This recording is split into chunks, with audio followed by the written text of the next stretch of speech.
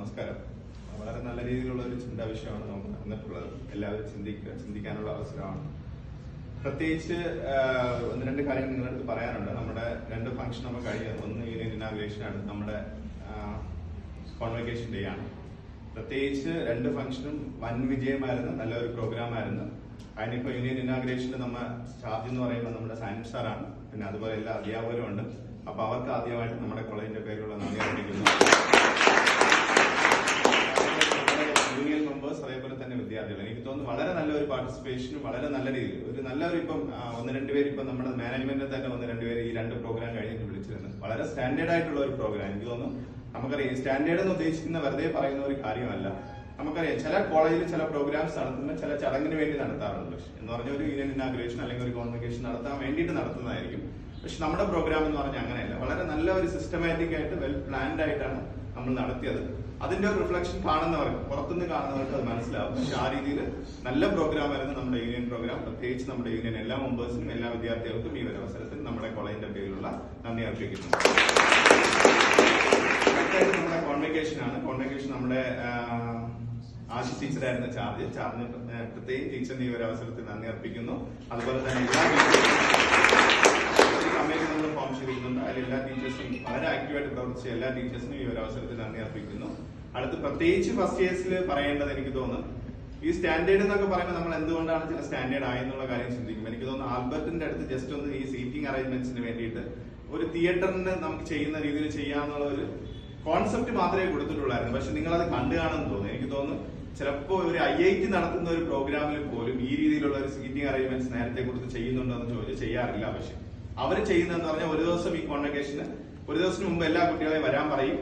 ട്രയലാണ് അവർ ചെയ്യുന്നത്. എന്ന് പറഞ്ഞാൽ ആ കുട്ടികളെ ഒന്ന് നടത്തി ഇരുത്തിപ്പിച്ചിട്ടാണ് അവർ ചെയ്യുന്നത്. പക്ഷെ നമ്മൾ അങ്ങനെയല്ല. ആ ട്രയലിനെ കാട്ടിലും കുറച്ചുകൂടെ വ്യക്തമായിട്ടുള്ള ഒരു കുട്ടിക്ക് എവിടെയാണ് ആ കുട്ടിക്ക് പോകേണ്ടത്, എവിടെയാണ് ഇരിക്കേണ്ടതെന്ന് പറഞ്ഞാൽ ആ രീതിയിലൊക്കെ വളരെ ഇന്റലക്ച്വൽ ആയിട്ടുള്ള ഒരു പ്രോസസ്സാണ് നമ്മൾ അതിൽ നിന്ന് കാണുന്നത്. പിന്നെ അറേഞ്ച്മെന്റ്സിന്റെ കാര്യങ്ങളൊക്കെ വളരെ സിസ്റ്റമാറ്റിക് ആയിട്ട് ഫുഡ് കൊടുക്കുന്ന കാര്യങ്ങൾ ഒത്തിരി കമ്മിറ്റീസ് ഒക്കെ ഫസ്റ്റ് ഇയേഴ്സ് ആണ് കൂടുതൽ കാര്യങ്ങൾ ലീഡ് ചെയ്തത്. അതിൽ പ്രത്യേകിച്ച് നമുക്ക് പിതാവുമായിട്ടുള്ള ഒരു മീറ്റിംഗ് ഉണ്ടായിരുന്നു. ഒരാൾ പോലും ഒരു കുറ്റം പോലും പറഞ്ഞിട്ടില്ല. പക്ഷെ നല്ല പ്രോഗ്രാം എന്നാണ് എല്ലാവരും പറയുന്നത്. വന്ന എല്ലാ കുട്ടികളും അതുപോലെ തന്നെ പ്രത്യേകിച്ച് നമ്മുടെ ഒരു സീനിയേഴ്സ് വരുമ്പോൾ ഇവിടെ അവിടെ പഠിച്ചിറങ്ങിയ കുട്ടികളാണ്. അപ്പൊ അവർ ഇതേപോലെ നിങ്ങളെ പോലെ ഒത്തിരി കാര്യങ്ങൾ ചെയ്തുകൊണ്ട് പോകുന്നവരാണ്. അപ്പൊ അവർ നിങ്ങളെ നല്ലതെന്ന് പറയണമെങ്കിൽ ഉറപ്പായിട്ട് നിങ്ങൾ നല്ല കാര്യങ്ങൾ ചെയ്യുന്ന കണ്ടാണ്. അപ്പം ആ രീതിയിൽ പറഞ്ഞു. പിന്നെ വന്നവര് ഗസ്റ്റ് ആയിട്ട് വന്ന ഇപ്പൊ പിതാവിനൊക്കെ എന്ന് പറഞ്ഞാൽ ഒത്തിരി സന്തോഷമാണ് ആ പ്രോഗ്രാമിനെ കുറിച്ച്. നല്ല രീതിയിൽ നല്ല അഭിപ്രായമാണ് പറഞ്ഞത്. ഇപ്പൊ പ്രത്യേകിച്ച് ഫസ്റ്റ് ഇയേഴ്സ് എല്ലാ കാര്യങ്ങളും വളരെ നല്ല രീതിയിൽ ചെയ്യുന്നുണ്ട്. പ്രത്യേകിച്ച് നമ്മുടെ ഫസ്റ്റ് ഇയേഴ്സിന് ഈ ഒരു അവസരത്തിൽ എല്ലാവർക്കും ഞാൻ നമ്മുടെ കോളേജിന്റെ പേരിലുള്ള നന്ദി അർപ്പിക്കുന്നു.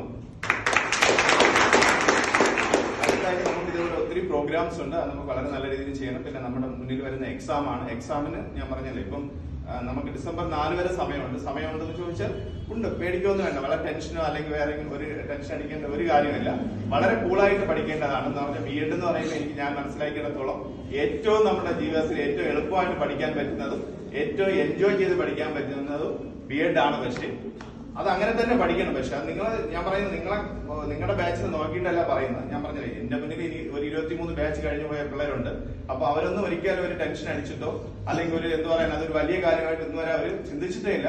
അവരെനിക്ക് തോന്നുന്നു ഓരോ എക്സാമിന്റെ ഒരു ദിവസത്തിന് മുമ്പ് വരെ വളരെ സന്തോഷത്തോടെയും വളരെ എൻജോയ് ചെയ്തിട്ടാണ് അവർ പഠിക്കുന്നത്. ആ രീതിയിൽ നിങ്ങൾ വരിക, ആ രീതിയിൽ ചിന്തിക്കുക. എനിക്ക് തോന്നുന്നു പിന്നെ പോർഷൻസ് കാര്യങ്ങളൊക്കെ എനിക്ക് തോന്നുന്നു തീരുന്നതാണ് നമ്മൾ പ്രതീക്ഷിക്കുന്നത്. പക്ഷേ ആ രീതിയിൽ നമുക്ക് മുന്നോട്ട് പോവാം. ടെൻഷൻ അടിച്ചിട്ട് എനിക്ക് തോന്നുന്നു കൂടുതലായിട്ട് നമുക്കൊന്നും നേടാൻ സാധിക്കില്ല. പക്ഷെ മറിച്ച് നമ്മൾ കുറച്ചുകൂടെ ചിന്തിച്ച് മുന്നോട്ട് പോയാൽ നമുക്ക് എന്ത് ചെയ്യാൻ പറ്റും, നല്ല രീതിയിൽ നമുക്ക് കാര്യങ്ങൾ ചെയ്യാൻ പറ്റും. വളരെ നല്ല രീതിയിൽ പഠിക്കുക. പ്രത്യേകിച്ച് ഈ കോകരിക്കുലർ ആക്ടിവിറ്റീസിൽ എല്ലാം ചെയ്യുന്നത് പോലെ തന്നെ നിങ്ങളടുത്ത് നമ്മൾ റാങ്ക് പ്രതീക്ഷിക്കുന്നുണ്ട്. 90% എബോവ് പ്രതീക്ഷിക്കുന്നുണ്ട്. എല്ലാവർക്കും all the best. Okay, thank you.